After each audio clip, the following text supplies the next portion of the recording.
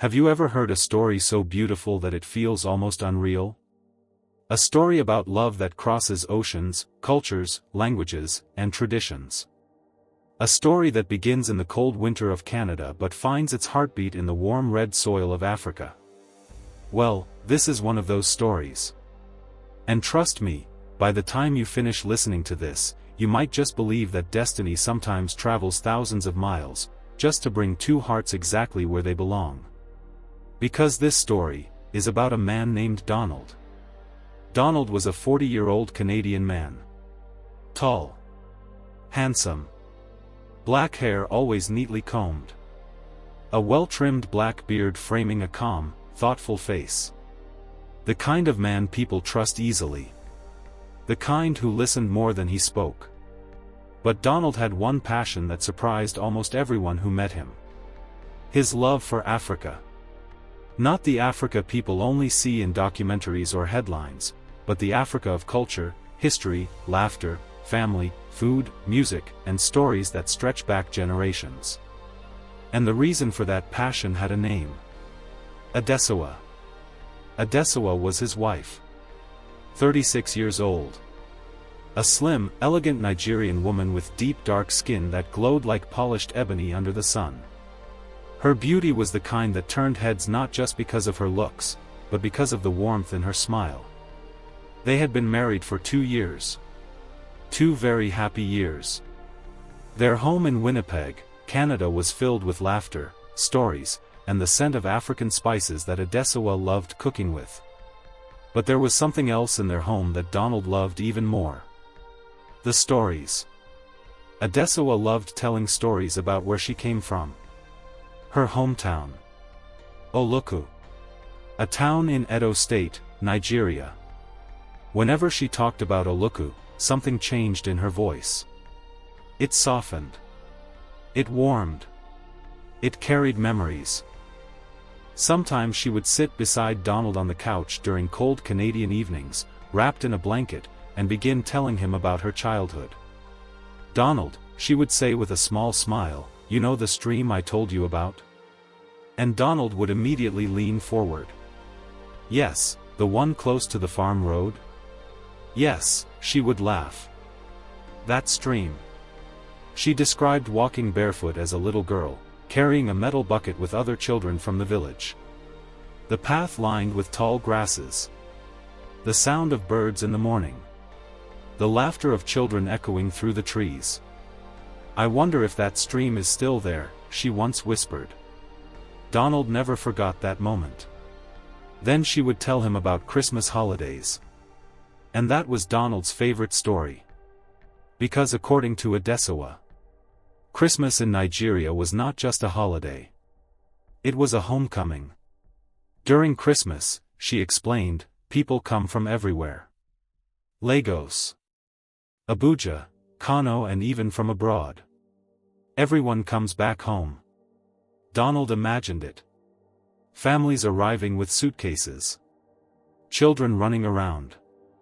Music playing loudly. Neighbors visiting each other. And then there was the food. Adesuwa always spoke about the food with a special excitement. "My mother cooks with a clay pot," she once said proudly. "A clay pot?" Donald asked. "Yes. And she uses firewood." Donald raised his eyebrows. "And it tastes better?" he asked jokingly. Adesuwa laughed. "No, Donald, it tastes different. Special. You will never taste anything like it." Donald believed her. And every time she spoke about Oluku, he noticed something else. A small sadness in her eyes. She was homesick.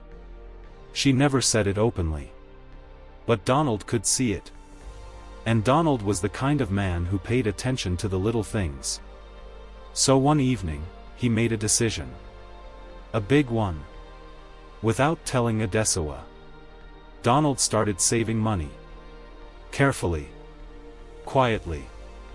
Month after month. And when December was approaching, he finally did something that would change everything. He bought 2 flight tickets. To Nigeria. To Lagos. round trip.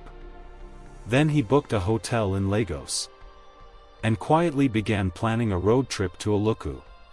To Donald, this was not just a vacation. It was a surprise. A big one. And on the morning of December 18th, the surprise began. Donald woke up early and gently shook Adesuwa. "Hey, get ready," he said. "For what?" she asked, half asleep. Donald smiled. "You'll see." 2 hours later they were at the airport. Adesuwa was confused. "Donald, what is going on?" Donald simply handed her the ticket.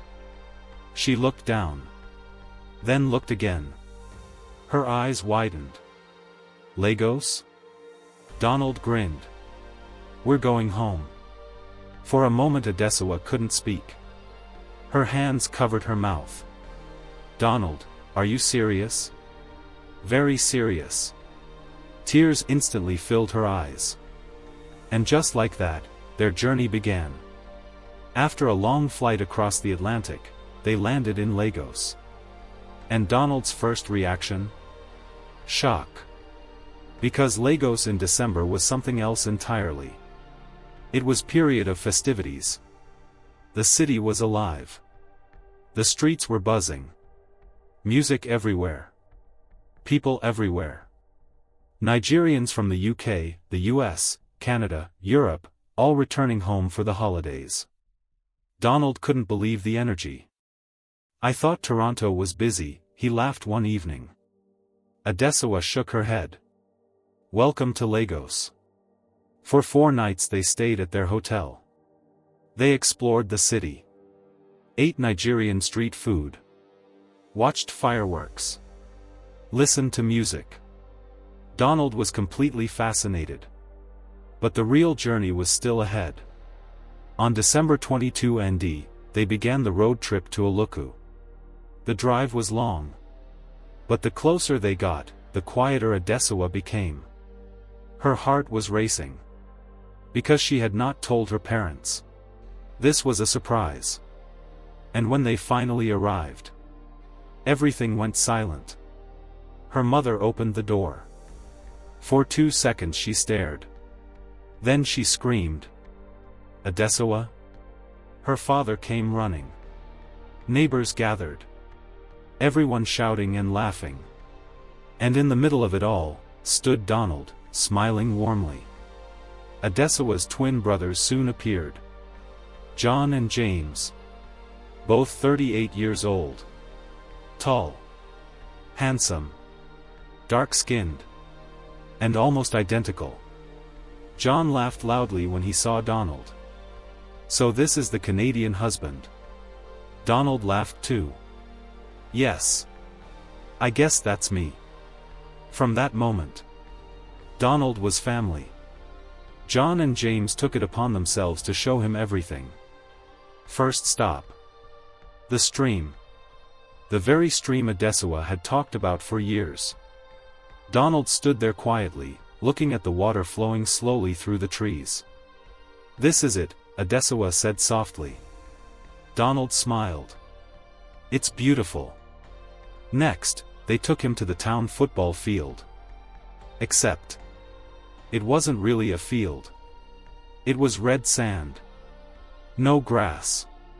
Just dust. Donald stared at it. "You play football here?" John laughed. "Yes. And today, you will too." Within minutes Donald was running around in the hot sun, kicking a football with village boys. He fell. Got covered in red dust. But he laughed harder than he had in years. Then came the cultural festival. Donald was completely mesmerized. Women dressed in elegant Benin red attire. Coral beads shining in the sun. Graceful dancing. Traditional drums echoing across the town. Donald watched everything with wide eyes. "This is amazing," he whispered. And honestly, he meant it. But the most unforgettable moment of the entire trip came one evening. Adesuwa decided it was her turn to surprise Donald. She quietly asked her mother to cook something special. Egusi soup. Prepared in the clay pot. Using firewood. The aroma filled the entire neighborhood. Neighbors could smell the great aroma. Even Donald kept sniffing the air. "Is that coming out from the soup?" he asked. Adesuwa just smiled. Dinner time came. Everyone gathered in the parlor. Donald's food was served in a calabash plate. Pounded yam beside a steaming bowl of egusi soup. Everyone watched him carefully. Would he chew it? Would he swallow it? Donald looked around. All eyes were on him. He laughed. Then he took a piece of pounded yam. Dipped it deep into the egusi soup. Raised it slowly. And took a bite. He swallowed. Silence. Then suddenly. Clapping. The entire room erupted with laughter and applause. Donald laughed too. "Oh my goodness. This is amazing." And he kept eating. Bite after bite. Enjoying every moment. But the biggest surprise was still waiting. After the New Year celebration, Donald had one more plan. With the help of John and James, preparations were secretly made. On the chosen day, elders began arriving. Relatives. Family friends. Everyone dressed in traditional attire. Adesuwa looked confused. What is happening? Her parents were smiling. Donald took her gently by the hand. "Come with me." He led her into a bedroom. And on the bed were beautiful Benin traditional red dresses and coral beads. Adesuwa gasped. Her eyes filled with tears. "Donald. It's our traditional wedding day," he said softly. She couldn't speak. Because for many African women, a traditional wedding is a dream. And Donald had just made that dream come true. Soon they were both dressed in royal Benin attire. Music filled the compound. Laughter everywhere. The ceremony began. But Donald's most unforgettable moment was when Adesuwa approached him carrying a calabash filled with palm wine. She knelt gracefully. Offered it to him. Donald lifted the calabash. And drank it. All of it. Within minutes. He was slightly intoxicated. Everyone laughed. The celebration continued late into the night. And when it was finally over, Donald whispered to Adesuwa, "This is the best holiday of my life." On January 8th, it was time to leave. The goodbye was emotional. Adesuwa hugged her parents tightly. Then her twin brothers. Tears streamed down her face. But her heart was full. As they drove back to Lagos, she held Donald's hand. "Thank you," she whispered. Donald smiled. "You're welcome." What Adesuwa didn't know was that Donald had secretly filmed the entire trip. Every moment. Every laugh. Every memory. And we still watches those wonderful moments till today. But the story doesn't end there. Remember the Lagos Hotel? Well, something special definitely happened there. Because one evening, and recently, Adesuwa came running into the room holding something. A pregnancy strip. Her eyes shining with excitement. "Donald. We're going to have a baby."